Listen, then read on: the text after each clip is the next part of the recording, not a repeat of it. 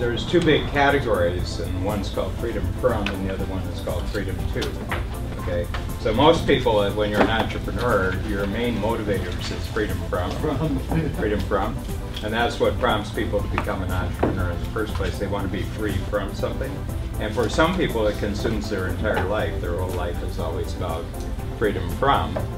And the second one is freedom to. Freedom to actually takes an enormous amount of more courage than freedom from, because freedom from, somebody else is creating the stimulus. You know, it's unpleasant, you don't like it, it's oppressive and everything else. Well, they're actually creating the motivation by being unpleasant. Okay, but freedom to, you got to make it up in your brain, and you got to commit yourself to a vision. So freedom from tends to be past-based, and freedom to tends to be totally future-based, and you got to make it up. And then within the categories, I always bring it down to 4 freedoms. First one is freedom of money. Okay, you have to have freedom of money. There's no upper limit on it.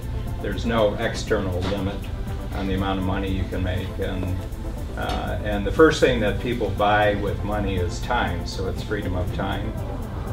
I mean, there's a neat trick that they do to human beings, the system, you know, the system. You know, you're born and you're given all this delicious freedom, and then at 6 they take it all away from you. 6 years old, they take it off. And then they train you how you're going to spend the rest of your life buying all your freedom back, and that's what we call the economy. and that's all the economy really is, people spending their whole life buying back all the freedom they lost when they were 6 years old, because they stick you in a desk, and then your life is controlled by bills, and then you do it. So freedom of money, freedom of time, and then the next one is, which is really crucial, is freedom of relationship. You don't have to deal with anyone you don't like, either inside your company or outside your company. And if you have those 3 freedoms, then it's possible to have the 4th freedom, which is freedom of purpose.